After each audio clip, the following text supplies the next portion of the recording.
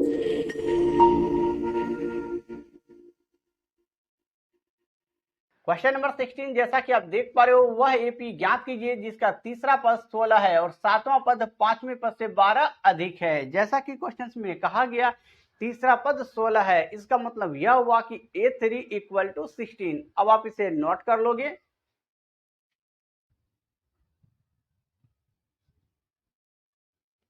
A3 equal to 16। इसे solve करने के लिए हम लोग n equal to a plus n minus one into d फॉर्मूले का यूज करेंगे। तो n की जगह दी हुई है 3, मतलब यह हुआ कि n की वैल्यू हो जाएगी 3। तो फॉर्मूले के according a plus n minus one, तो 3 minus one into d equal to 16। तो a plus 3 minus one that is 2 into d equal to 16। इसे हम लोग इक्वेशन फर्स्ट सपोज कर लेंगे। नेक्स्ट क्वेश्चन में कहा गया कि सातवां पद पांचवें पद से 12 अधिक है।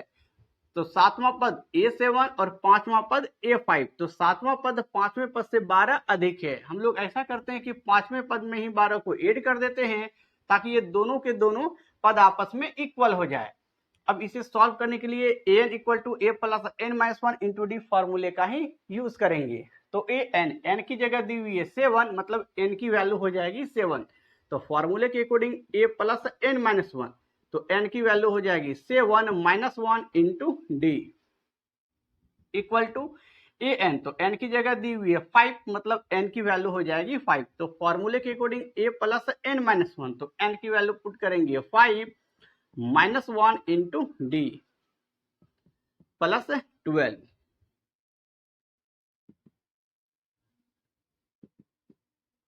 तो a प्लस 7 माइनस वन, तो 6 into d equal to a plus 5 minus one, तो 4 इंटू डी प्लस 12। इस जगह a एंड इस जगह a, इक्वल टू के इस साइड वाला a एंड इक्वल टू के इस साइड वाला a, दोनों आपस में कैंसिल हो जाएंगे।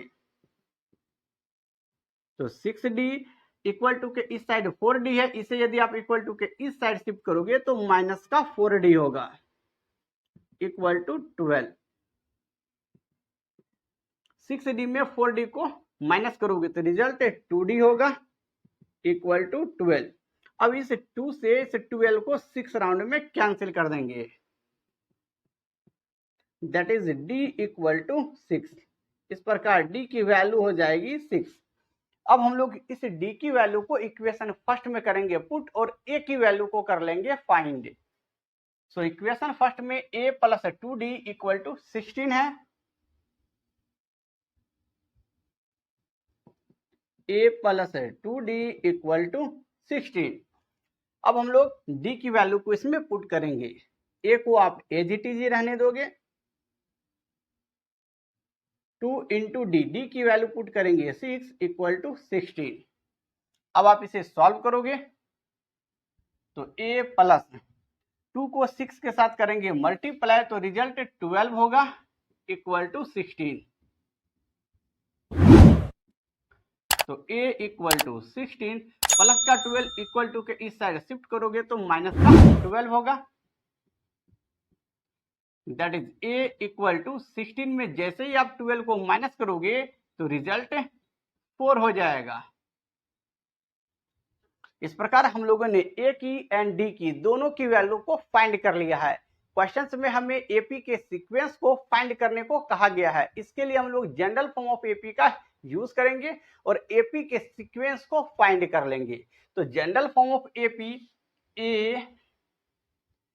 ए प्लस डी, ए प्लस 2d, ए प्लस 3d, और भी आगे आप चाहो तो फाइंड कर सकते हो। इसकी वैल्यू हमें फाइंड करनी होगी। तो ए की वैल्यू दी हुई है 4, इस जगह a की वैल्यू 4 पुट करेंगे प्लस d की वैल्यू हम लोगों ने फाइंड किया 6। यदि आप इन दोनों को ऐड करोगे तो रिजल्ट 10 हो जाएगा। a की वैल्यू हो गई 4 प्लस 2 इंटू डी की वैल्यू पुट करेंगे 6। तो 6 को आप 2 के साथ करोगे मल्टीप्लाई तो 12 होगा, उसमें आप 4 को ऐड कर दोगे तो रिजल्ट 16 हो जाएगा। a की वैल्यू पुट करेंगे 4 प्लस 3 इंटू डी की वैल्यू पुट करेंगे 6। अब आप इसे सॉल्व करोगे तो 6 को आप जैसे ही 3 के साथ मल्टीप्लाई करोगे तो रिजल्ट 18 होगा, फिर उसमें आप 4 को ऐड कर दोगे तो 18 प्लस 4 तो 22। तो इस प्रकार हम लोगों ने एपी वाले सीक्वेंस को फाइंड कर लिया है, जो कि इस फॉर्म में है 4, 10, 16, 22, और भी आप चाहो तो आगे फाइंड कर सकते हो।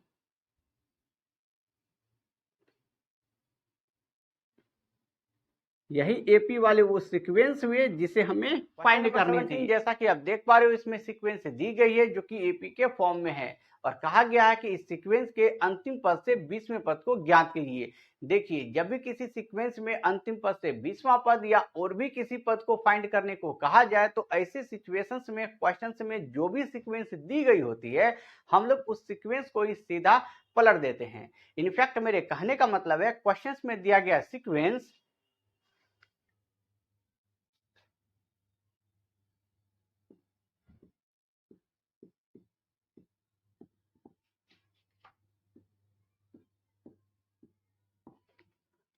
क्वेश्चन में दिया गया सीक्वेंस 3, 8, 13 और भी इसी प्रकार, और लास्ट में 253 है। अब हम लोग इस सीक्वेंस को ही पलट देंगे। जैसे ही आप इस सीक्वेंस को पलटोगे तो इस सीक्वेंस का जो फर्स्ट टर्म है वो लास्ट टर्म हो जाएगा, एंड जो लास्ट टर्म है वो फर्स्ट टर्म हो जाएगा। तो 253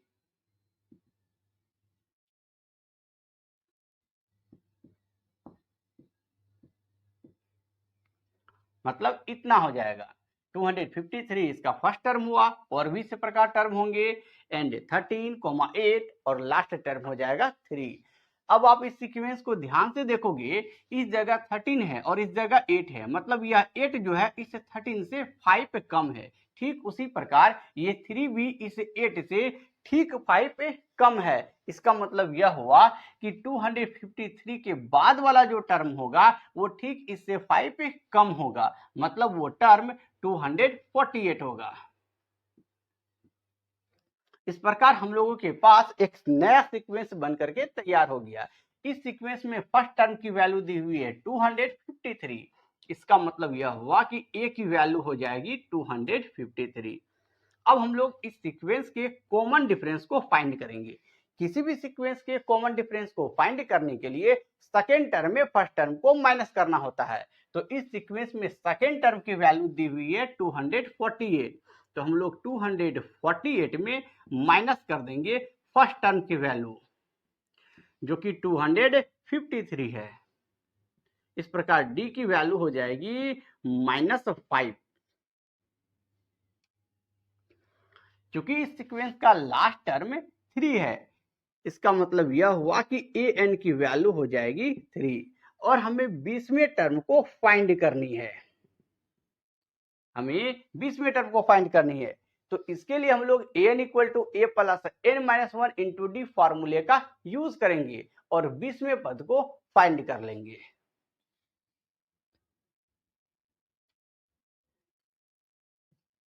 A20 इक्वल टू, इस जगह n की वैल्यू दी हुई है 20, इसका मतलब यह हुआ कि n की जगह हम लोग 20 को पुट करेंगे। तो फॉर्मूले के according a plus n minus 1, तो n की वैल्यू हो जाएगी 20 माइनस का 1 इंटू डी।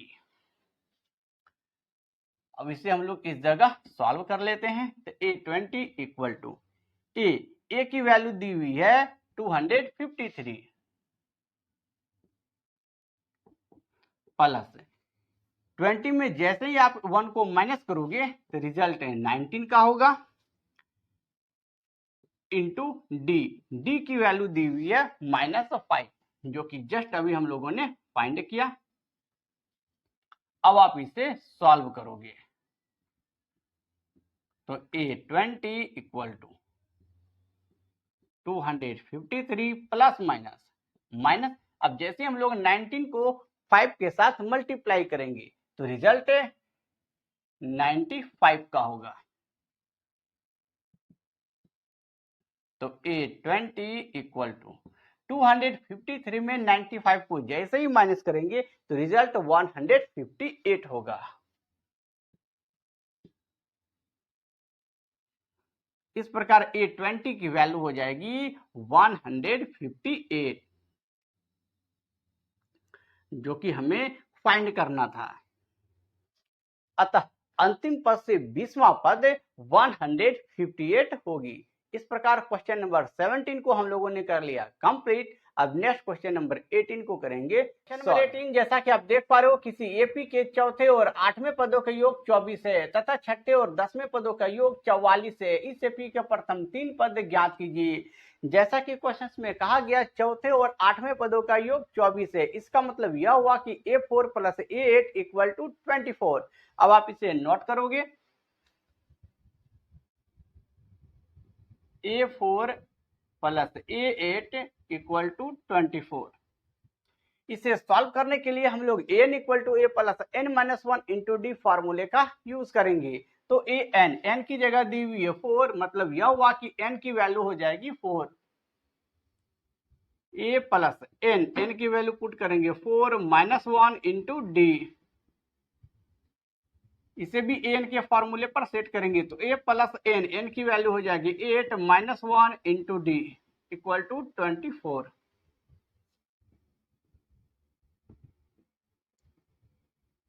a + 4 - 1 तो 3 × d प्लस का a, 8 - 1 तो 7 × d = 24। a + a 2a, 3d + 7d, इन दोनों को ऐड करोगे तो 10d = 24। इन दोनों से 2 को कर लेंगे कॉमन। तो जैसे ही आप 2 को कॉमन करोगे तो रिजल्ट a प्लस 5d = 24 होगा। अब इस 2 से इसे कैंसिल करेंगे, 2 × 1 = 2, 2 × 2 = 4। तो रिजल्ट होगा a + 5d = 12। इसे हम लोग सपोज कर लेंगे इक्वेशन फर्स्ट। अगेन क्वेश्चन में कहा गया है कि छठे और 10वें पदों का योग 44 है। तो छठे मतलब A6 प्लस 10वें तो A10, इन दोनों का जो सम है मतलब इन दोनों का योग 44 है, = 44। n की जगह दी हुई है 6, मतलब यह हुआ कि n की वैल्यू हो जाएगी 6। तो फॉर्मूले के अकॉर्डिंग a + n-1 तो 6 - 1 × d प्लस a + n, तो n की वैल्यू हो जाएगी 10 - 1 × d = 44।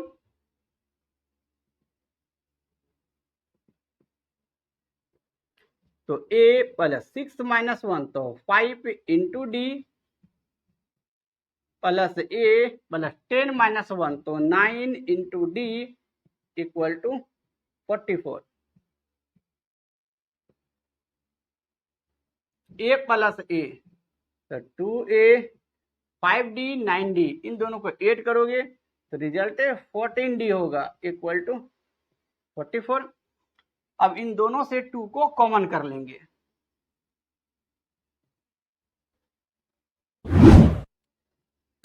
तो रिजल्ट हो जाएगा a + 7d = 42। 2 से अब आप इसे कैंसिल करोगे तो 2 × 2 = 4, 2 × 2 = 4, 22 राउंड में। तो a + 7d = 22। इसे हम लोग इक्वेशन सेकंड सपोज कर लेंगे। अब हम लोग equation first and equation second को विलोपन विधि के द्वारा सॉल्व करेंगे और a एंड d की वैल्यू को फाइंड कर लेंगे। तो इक्वेशन फर्स्ट में हम लोग के पास है a + 5d = 12। तो आप लिखोगे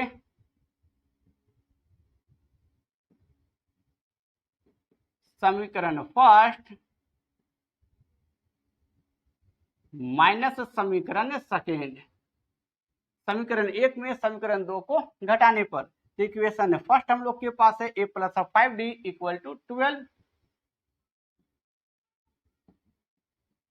जबकि इक्वेशन सेकेंड हम लोगों के पास है a + 7d = 22।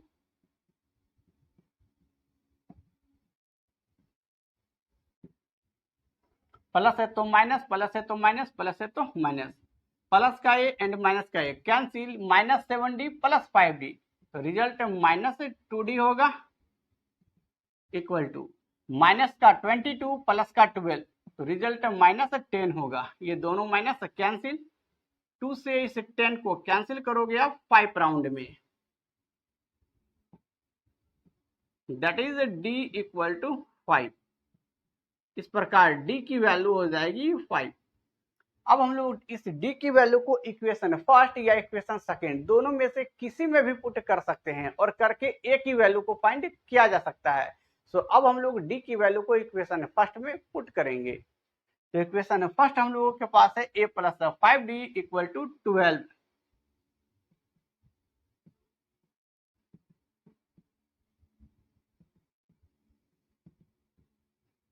a को हम लोग एज इट इज ही रहने देंगे, प्लस 5 इंटू डी, डी की वैल्यू हम लोगों ने फाइंड किया है 5 इक्वल टू 12। तो a प्लस 5 को आप 5 के साथ मल्टीप्लाई करोगे तो रिजल्ट 25 होगा इक्वल टू 12। तो a इक्वल टू 12 प्लस का 25 को आप इक्वल टू के इस साइड शिफ्ट करोगे तो माइनस का 25 होगा, that is a equal to 12 में माइनस कर रहे हैं हम लोग 25 को, तो रिजल्ट माइनस का 13 हो जाएगा। इस प्रकार a की वैल्यू हो गई 13। क्वेश्चंस में कहा गया है कि एपी के प्रथम 3 पद को फाइंड करने के लिए, सो इसके लिए हम लोग जनरल फॉर्म ऑफ एपी का करेंगे यूज और एपी के प्रथम 3 पद को फाइंड कर लेंगे। सो जनरल फॉर्म ऑफ एपी होगा ए प्लस डी, ए प्लस 2d। तो इसकी वैल्यू को हम लोग फाइंड करेंगे। तो ए की वैल्यू दी हुई है माइनस का 13, जो कि जस्ट हम लोगों ने अभी फाइंड किया। ए की वैल्यू हो जाएगी माइनस का 13 अब प्लस डी, डी की वैल्यू हम लोगों ने फाइंड किया 5। इसे आप सॉल्व करोगे -13 प्लस 5, तो रिजल्ट आएगा माइनस का 8। ए की value -13 plus 2 into D, D की वैल्यू पुट करेंगे 5, सॉल्व करोगे तो माइनस का 13 प्लस 2 को 5 के साथ करेंगे मल्टीप्लाई तो रिजल्ट 10 होगा। अब आप इसे सॉल्व करोगे तो रिजल्ट माइनस का 3 होगा। तो हम लोग लिख लेंगे दैट इज, वो सीक्वेंस हो जाएगा माइनस का 13, माइनस का 8 एंड माइनस का 3। यही एपी के प्रथम 3 पद हैं जो कि हमें फाइंड करना था। नंबर 19 जैसा कि आप देख पा रहे हो, इसमें कहा गया है सुब्बाराव नाम का कोई व्यक्ति है जो 1995 में 5,000 रुपए पर मंथ की सैलरी से किसी कार्य को प्रारंभ करता है और प्रत्येक वर्ष उसकी सैलरी में 200 रुपए की वृद्धि की जाती है। इसी क्रम में एक समय सुब्बाराव की सैलरी 7,000 रुपए पर मंथ हो जाती है। तो हमें फाइंड करनी है कि किस वर्ष सुब्बाराव की सैलरी 7,000 रुपए पर मंथ हुई। इस क्वेश्चन को सॉल्व करने के लिए हम लोग एक एपी बना लेते हैं। जैसा कि क्वेश्चन में कहा गया है सुब्बाराव नाम का व्यक्ति अपने काम का प्रारंभ 1995 में करता है और उस समय उसकी सैलरी 5,000 रुपए पर मंथ थी। ठीक एक वर्ष के बाद उसकी सैलरी में 200 रुपए की वृद्धि की जाती है और उसकी सैलरी 5,000 से 5200 रुपए पर मंथ हो जाती है। तो 1995 में सुब्बाराव की सैलरी 5,000 रुपए रही होगी, 1996 में सुब्बाराव की सैलरी 5200 रुपए रही होगी, जबकि 1997 में सुब्बाराव की सैलरी में 200 रुपए की हुई वृद्धि और इसकी सैलरी हो गई होगी 5400 रुपए पर मंथ। इसी प्रकार चलता रहा और एक समय सुब्बाराव की सैलरी 7,000 रुपए पर मंथ हो जाती है। तो हमें फाइंड करनी है कि किस वर्ष सुब्बाराव की सैलरी 7,000 रुपए पर मंथ हुई। क्योंकि इस प्रकार हमें एक सीक्वेंस प्राप्त हो गया और इस सीक्वेंस में फर्स्ट टर्म की वैल्यू 5,000 है। इसका मतलब यह हुआ कि ए की वैल्यू हो जाएगी 5,000 रुपए। अब हम लोग इस सीक्वेंस के कॉमन डिफरेंस को फाइंड करेंगे। किसी भी सीक्वेंस के कॉमन डिफरेंस को फाइंड करने के लिए सेकेंड टर्म में फर्स्ट टर्म को माइनस करना होता है। इस सीक्वेंस में सेकेंड टर्म की वैल्यू दी हुई है 5200, इसमें माइनस करेंगे हम लोग फर्स्ट टर्म की वैल्यू जो कि 5000 है। यदि आप 5200 में 5000 को माइनस करोगे तो रिजल्ट 200 होगा, तो डी की वैल्यू हो गई 200। इस सीक्वेंस के लास्ट टर्म में 7000 है, इसका मतलब यह हुआ कि ए एन की वैल्यू 7000 हो जाएगी। अब हम लोग A N equal to A plus N minus 1 into D फार्मूले का करेंगे यूज और एन की वैल्यू को कर लेंगे फाइंड। तो आप नोट करोगे since n equal to A plus N minus 1 into d, n की वैल्यू दी हुई है 7000 इक्वल टू ए की वैल्यू गिवन है 5000 प्लस एन माइनस 1 को एज इट इज रहने देंगे इंटू डी की वैल्यू दी हुई है 200। अब आप इसे नेक्स्ट सॉल्व करोगे तो 7000 प्लस 5000 को इक्वल टू के इस साइड शिफ्ट करेंगे तो ये माइनस का 5000 हो जाएगा equal to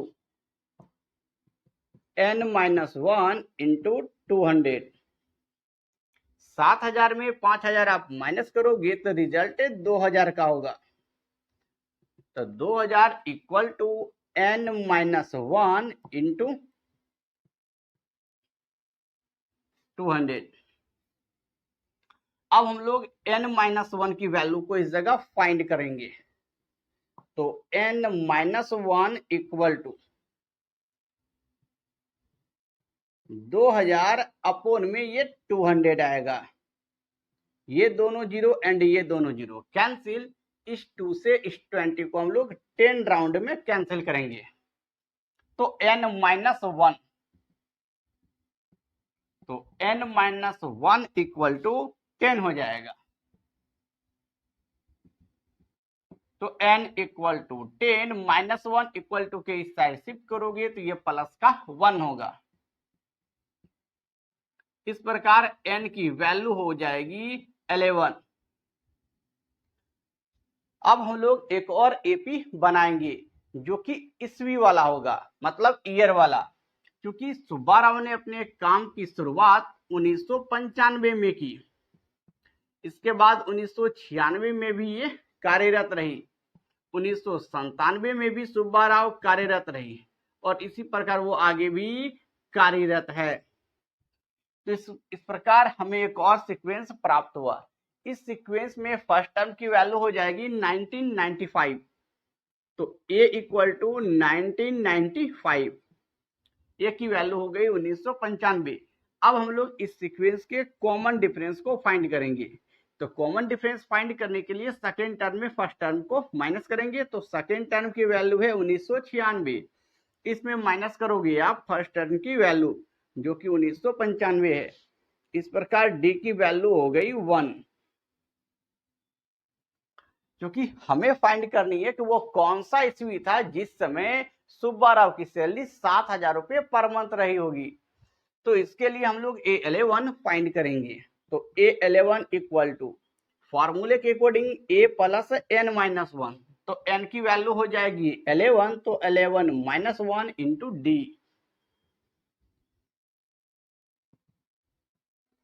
A11 equal to a, तो a की वैल्यू है 1995 प्लस 11 में आप 1 को माइनस करोगे तो रिजल्ट 10 होगा इंटू डी, डी की वैल्यू दी हुई है 1, तो A11 इक्वल टू 1995 प्लस 10 को आप करोगे 1 के साथ मल्टीप्लाई तो रिजल्ट 10 होगा। तो A11 की value that is A11 equal to 1995 में आप 10 को ऐड करोगे तो रिजल्ट 2005 होगा, मतलब 2005। इसका मतलब यह हुआ कि वह समय 2005 का रहा होगा जिस समय सुब्बा राव की सैलरी 7000 रुपये पर मंथ रही होगी। इस प्रकार क्वेश्चन नंबर 19 को हम लोगों ने कर लिया कंप्लीट। अब नेक्स्ट क्वेश्चन नंबर 20 को करेंगे। क्वेश्चन नंबर 20, जैसा कि आप देख पा रहे हो, इसमें कहा गया है रामकली नाम का कोई व्यक्ति है जो किसी वर्ष के प्रथम सप्ताह में 5 रुपए की बचत करता है और वो अपनी प्रत्येक साप्ताहिक बचत में 1 रुपये 75 पैसे की वृद्धि भी करता है। इसी क्रम में एक समय रामकली की साप्ताहिक बचत 20 रुपये 75 पैसे हो जाती है। तो हमें फाइंड करनी है नंबर ऑफ टर्म अर्थात एन की वैल्यू। इस क्वेश्चन को सॉल्व करने के लिए सबसे पहले हम लोग एपी वाला एक सीक्वेंस बना लेते हैं। जैसा कि क्वेश्चन में कहा गया कि रामकली किसी वर्ष के प्रथम सप्ताह में 5 रुपए की बचत करता है और इसके बाद वो प्रत्येक सप्ताह अपनी बचत में 1 रुपये 75 पैसे की वृद्धि करता है। इसका मतलब यह हुआ कि नेक्स्ट वीक में वह टोटल 6 रुपये 75 पैसे की बचत करेगा। इसी तरह यह क्रम चलता रहा और एक समय रामकली की जो साप्ताहिक बचत है वो 20 रुपये 75 पैसे हो जाती है। तो हमें फाइंड करनी है नंबर ऑफ टर्म अर्थात एन की वैल्यू। इस प्रकार हमें एक सीक्वेंस प्राप्त होता है। यदि आप इस सीक्वेंस को ध्यान से देखोगे तो आप पाओगे कि इस सीक्वेंस में फर्स्ट टर्म की वैल्यू 5 है। इसका मतलब यह हुआ कि ए की वैल्यू हो जाएगी 5। अब हम लोग इस सीक्वेंस के कॉमन डिफरेंस को फाइंड करेंगे। किसी भी सीक्वेंस के कॉमन डिफरेंस को फाइंड करने के लिए सेकेंड टर्म में फर्स्ट टर्म को माइनस करना होता है। इस सीक्वेंस में सेकेंड टर्म की वैल्यू दी हुई है 6.75। इसमें आप माइनस करोगे फर्स्ट टर्म की वैल्यू जो कि 5 है। इसे हम लोग करेंगे सॉल्व तो रिजल्ट 1.75 होगा जो कि डी की वैल्यू हुई। इस सीक्वेंस में लास्ट टर्म की वैल्यू 20.75 है। इसका मतलब यह हुआ कि एन की वैल्यू हो जाएगी 20.75। हमें एन की वैल्यू को फाइंड करनी है। तो इसके लिए हम लोग n equal to A plus N minus 1 into d फॉर्मूले का करेंगे यूज और एन की वैल्यू को फाइंड कर लेंगे। तो आप नोट करोगे since n equal to A plus N minus 1 into d, n की वैल्यू दी हुई है 20.75 इक्वल टू ए की वैल्यू दी हुई है 5 प्लस एन माइनस 1 को हम लोग एज इट इज रहने देंगे इंटू डी की वैल्यू है 1.75।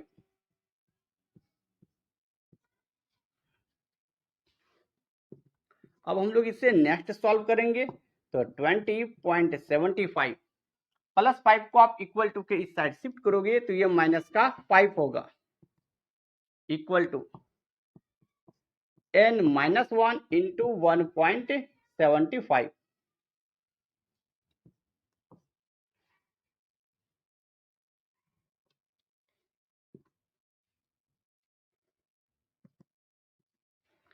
यदि आप 20.75 में 5 को माइनस करोगे तो रिजल्ट 15.75 होगा equal to n minus 1 into 1.75। अब हम लोग इस जगह के पॉइंट को रिप्लेस करेंगे तो अपॉन में इस 1 पर डबल जीरो आ जाएगा।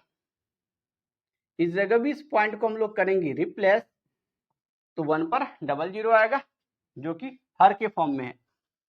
अब इक्वल टू के इस साइड वाला 100 एंड इक्वल टू के इस साइड वाला 100 ये दोनों आपस में कैंसिल हो जाएंगे। तो हम लोग के पास अब बचा हुआ result 1575 equal to n minus 1 into 175 है। अब हम लोग n माइनस 1 की वैल्यू को इस जगह फाइंड करेंगे। सो इसके लिए 1575 अपॉन में 175 हो जाएगा मतलब 175 बिकॉज 175 n माइनस 1 के साथ मल्टीप्लाई के फॉर्म में है। अब हम लोग 1575 में 175 से डिवाइड करेंगे तो ये 9 राउंड में कैंसिल हो जाएंगे।